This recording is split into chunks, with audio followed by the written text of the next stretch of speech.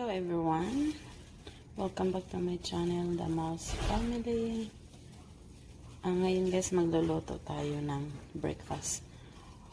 I'm going to cook a breakfast chicken noodles with the 2 egg in a healthy way guys. Ipapakita ko sa inyo mamaya kung paano ko siya lulutuin para mas healthy siya.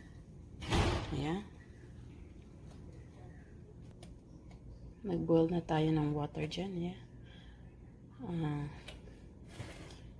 Kung kumulo na yan, ilalagay natin yung noodles dyan. Tapos, I will show you how to cook it, guys, in a healthy way. Egg with chicken noodles. Ngayon, nagbo-boil na yung water natin, guys. So, let's put the noodles inside. Yeah, get the noodles. And then we just cook it a little bit there, and then you're gonna remove it there.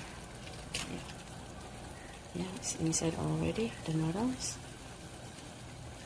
I'm gonna cook it like about maybe 2 minutes. Yeah. A few moments later. It's cooked already for 2 minutes. Look at that, guys. Mainit kasi kaya nag-ano siya. Parang natatakpan. And let's go remove the water. Let's drain it, guys. Okay. Yan, nag-drain ko na, oh. So, pabayaan na lang natin. Let's just put it aside for now. And then, I'm gonna show you the next one. What we're gonna do the next thing. As you can see now, guys, the noodles is inside already. I put it together, yeah. And then the color is kind of like different because I put the spicy there. Like I want it like hot and spicy a little bit. Ngayon guys, ang ginagawa ko guys, I drain the water. I remove the first water, so I put another water here and let it to boil.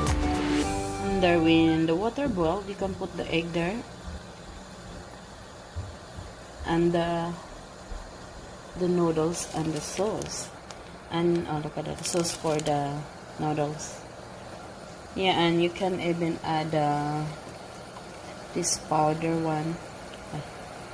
Yeah, you can add this if you want to be spicy a little bit. And then when the water boils, I'm gonna add a small olive oil. Yeah, para hindi siya magdidikit. I'm gonna add this a little bit of oil. Ayan na guys, I just put the egg inside, the 2 eggs, and then I'm just gonna mix this slowly because I don't want to break it. Ayan.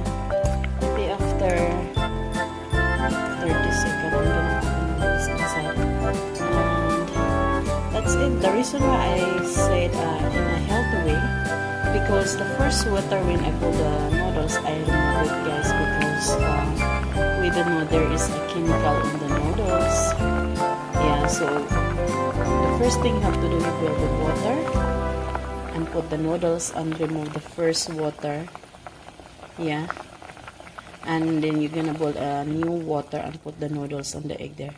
That's it guys. A few minutes later. Ito na ang ating